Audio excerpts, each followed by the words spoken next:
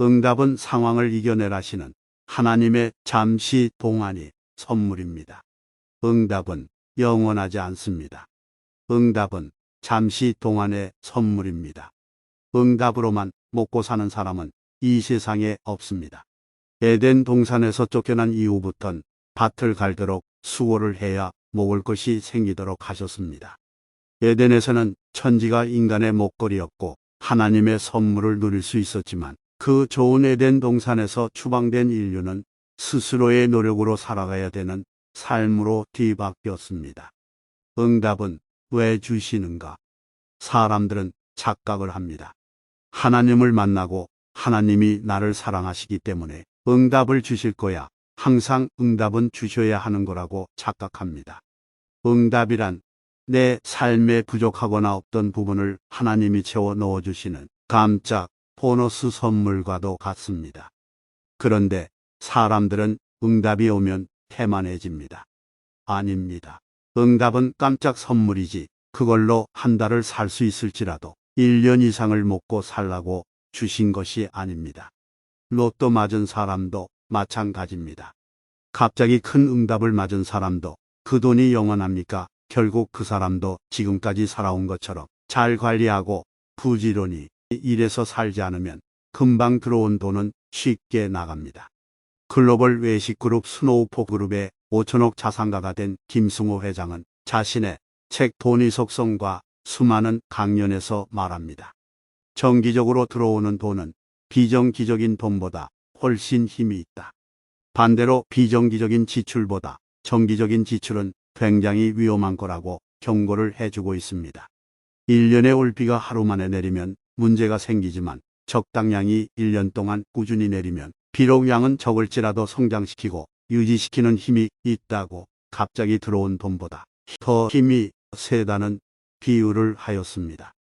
또 일정하게 벌어들이는 돈은 굉장한 힘을 갖고 있어서 그런 돈은 쉽게 안 나간다고 말해줍니다.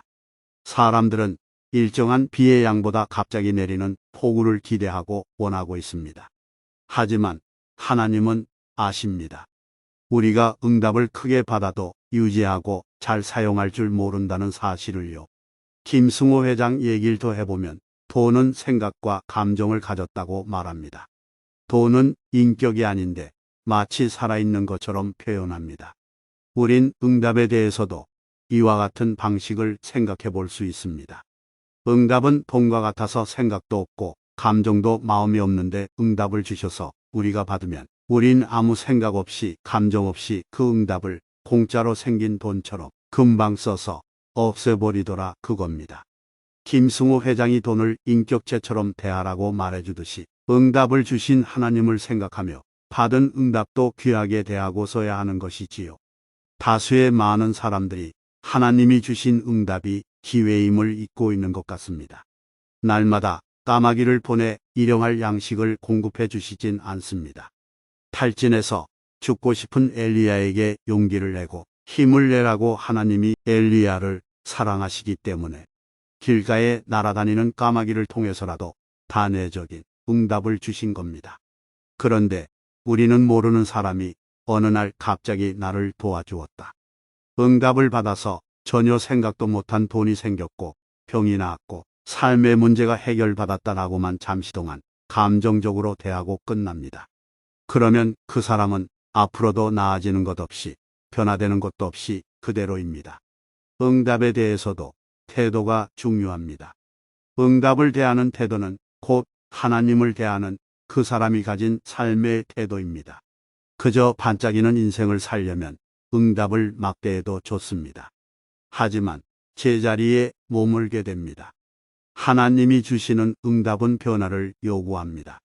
얘야, 내가 너에게 기회를 줄 텐데 너는 이번 응답을 받을 수 있도록 준비되어야 하고 응답을 받고서는 달라져야 한단다. 라고 말씀하십니다. 응답은 변화될 좋은 기회입니다. 그저 응답만으로 잠시 기뻐하고 감정적으로 대하고 잊어버리기보단 응답이 오기 전, 응답 이후에도 내가 어떻게 살아갈지에 대해 진지하게 생각하고 나 자신을 돌아보기를 원합니다. 하나님은 우리에게 응답을 주시기를 원하시며 우리가 응답을 기회로 삼아 삶과 가정이 회복되고 온전히 바로 서게 되기를 원하고 계십니다.